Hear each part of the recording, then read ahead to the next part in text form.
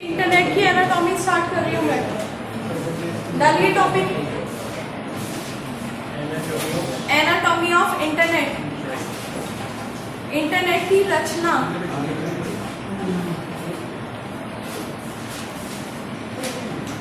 अब इंटरनेट की जो रचना होती है वो कैसे होती है? ये कहता है कि एक सिस्टम पर पूरा इंटरनेट चलने के लिए क्या क्या चीजें जरूरी होती हैं। मेन चीज सबसे पहले क्या है? इंटरनेट की सर्विस होना। अगर इंटरनेट की सर्विस अवेलेबल है तभी तो कोई और काम आगे होगा ना।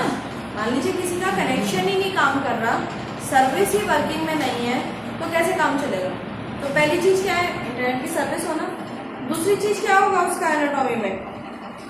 इंटरनेट के एलिमेंट्स, यानी कि सिस्टम होना चाहिए। सिस्टम के साथ एक कंप्लीट उसका सीपीयू होना चाहिए, कीबोर्ड माउस भी होंगे, पूरा एक सिस्टम होगा स्ट्रक्चर। उसके बाद क्या है? इंटरनेट का सिम और एक मॉडम। एक मॉडम चाहिएगी ना, एलिमेंट भी तो चाहिएंगे। मान लीजिए सर्विस तो है और एलिमेंट अवेलेबल नहीं है तो कैसे करोगे? उसके बाद इंटरनेट को एक्सेस करने के लिए क्या चाहिए? इसका पाथ, यानी कि यूआरएल। यूआरएल क्या होता है? Uniform resource locator. उसके बाद क्या होता है? IP address. मेन चीज क्या होती है आपकी? IP address. बिना आईपी एड्रेस के तो कनेक्टिविटी नहीं होती है। उसके बाद क्या होता है? प्रोटोकॉल। ये कुछ चीजें, कुछ टर्म ऐसी हैं इंटरनेट की रचना में जिनके बिना इंटरनेट का कोई भी एक भी टास्क पूरा हो पाना पॉसिबल नहीं है। ठीक है ना? लिखिए जरा।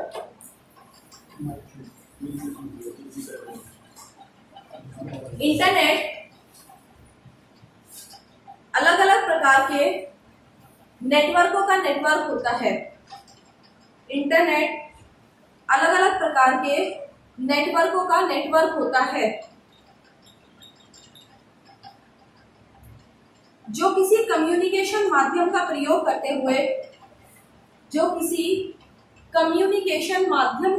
करते हुए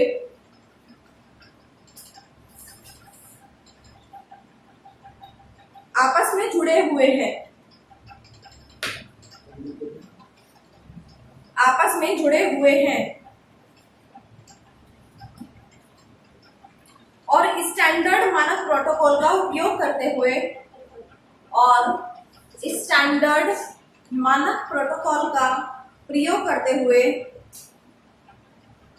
एक नोड से दूसरी नोड तक सूचना को शेयर करते हैं। एक नोड से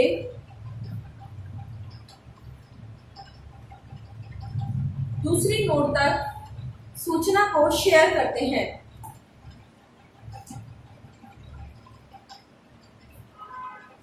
इसकी संरचना में सबसे पहला पॉइंट लिखिए, internet service. Internet service.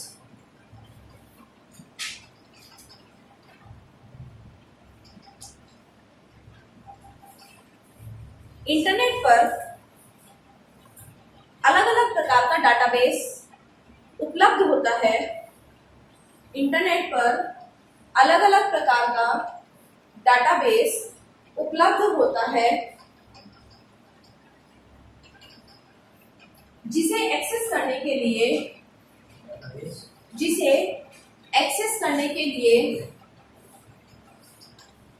Internet service की आवश्यकता होती है।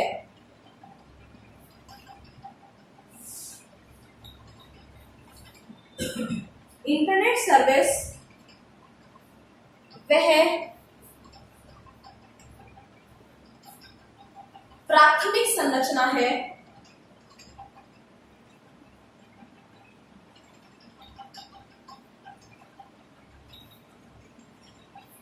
जिसके आधार पर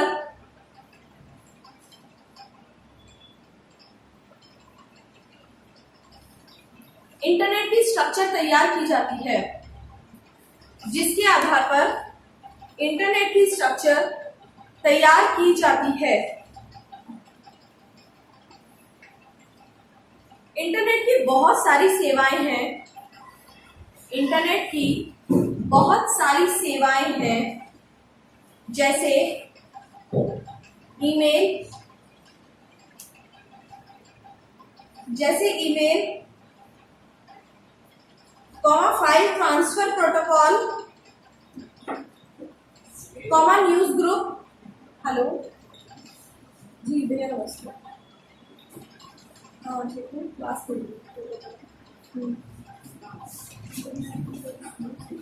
मैं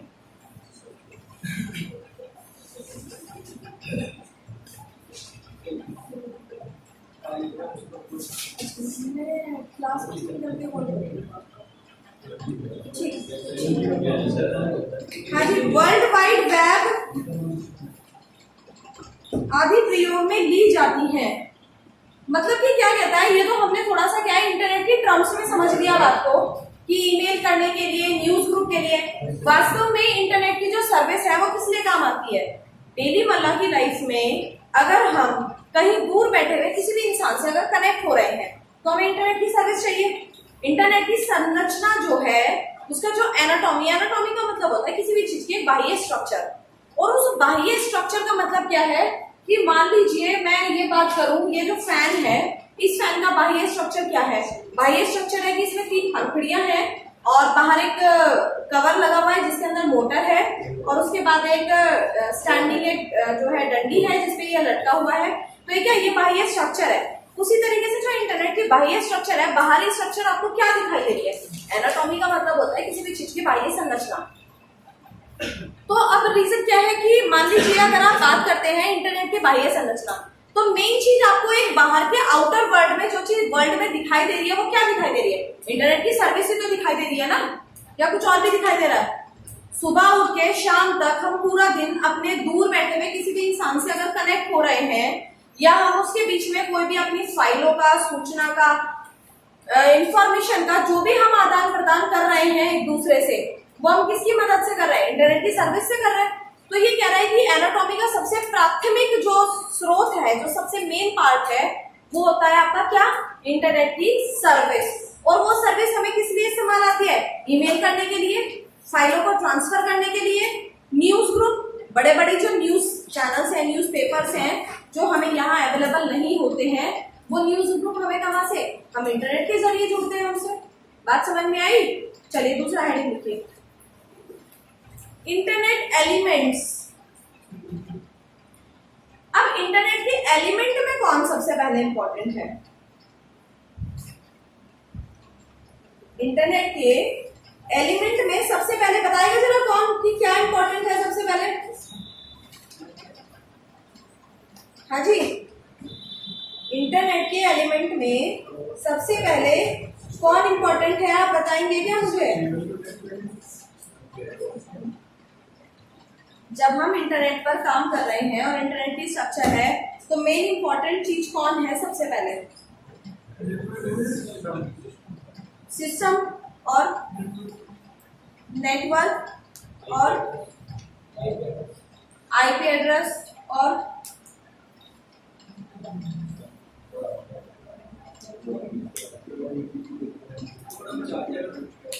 मॉडेम। ये सिस्टम है, एक ये सिस्टम है। सबसे पहले इंपॉर्टेंट कौन है? Client server. इसके बिना तो इंटरनेट का मॉडल काम ही नहीं करता है। अब मुझे ये बताओ जरा, क्लाइंट और सर्वर होते क्या है?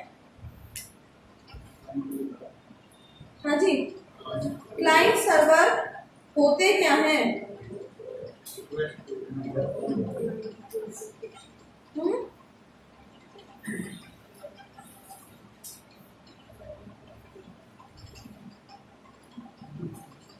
क्लाइंट सर्वर का कोई एग्जांपल बता सकते हो?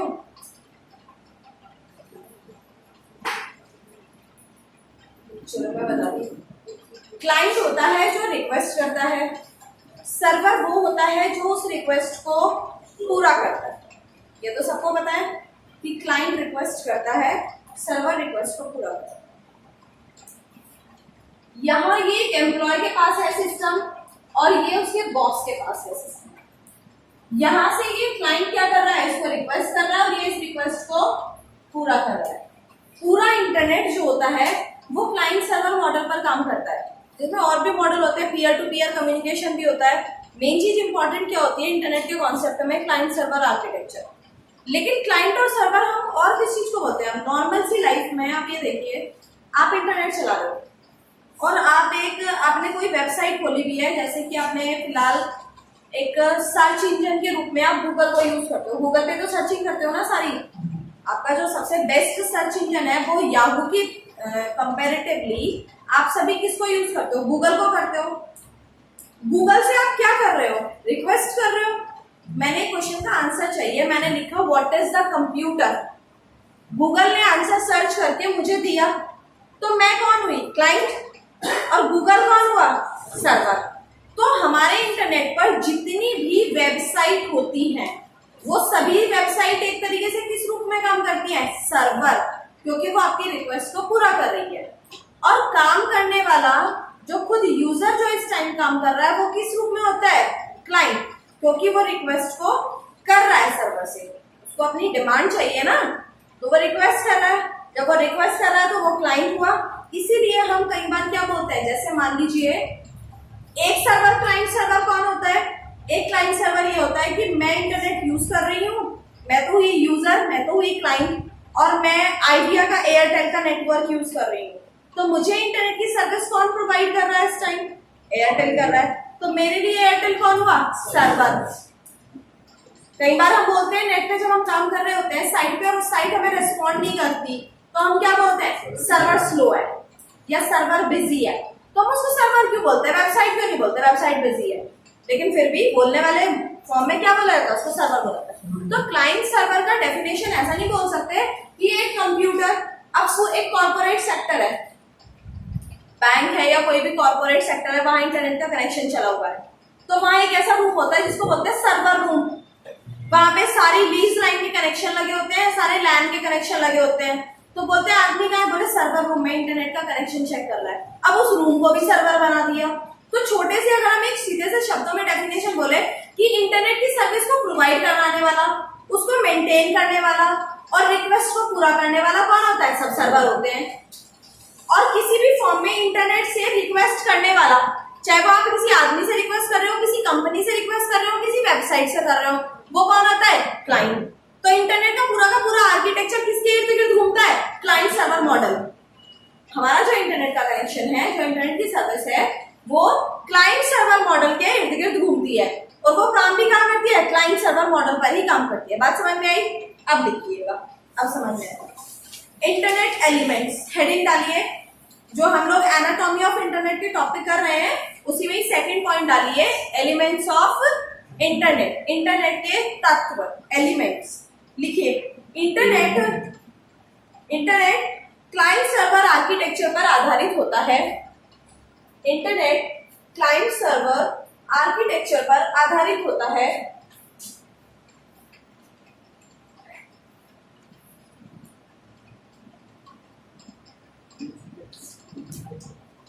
इंटरनेट से जुड़ा हुआ कंप्यूटर या तो क्लाइंट होगा या सर्वर होगा। भाई क्लाइंट भी बोल सकते हैं उसको, और क्या बोल सकते हैं? सर्वर भी बोल सकते हैं। इंटरनेट से जुड़ा हुआ कंप्यूटर या तो क्लाइंट होगा या सर्वर होगा।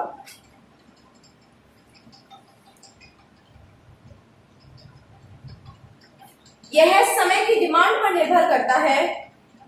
यह समय की डिमांड पर निर्भर करता है। यह समय की डिमांड पर निर्भर करता है कि इंटरनेट से जुड़ा हुआ कंप्यूटर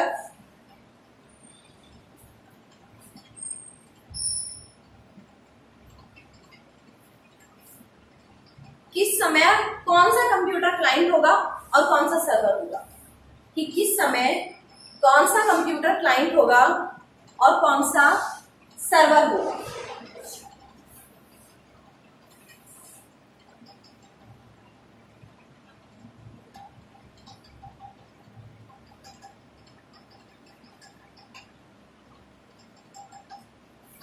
नेक्स्ट हेडिंग डालिएगा, uniform resource locator, URL, uniform resource locator, URL.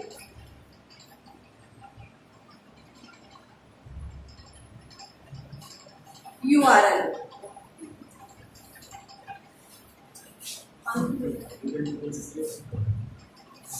अब URL क्या होता है, बताइए जरा URL के बारे में। URL क्या होता है?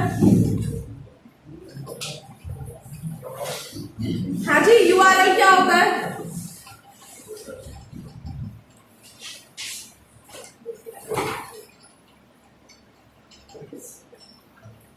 बोलो। पूरा दिन इंटरनेट यूज करते हो, एक दिन ऐसा नहीं जाता जिस दिन डाटा पैक खत्म हो जाए आप लोग इंटरनेट यूज ना करते हो। और कमाल की बात है कि URL नहीं पता किसी को। क्या? वेबसाइट सर्वर का पता, एड्रेस। जैसे फॉर एग्जांपल, जैसे मैं गूगल खोलना था तो ये URL है। ओके, और कुछ?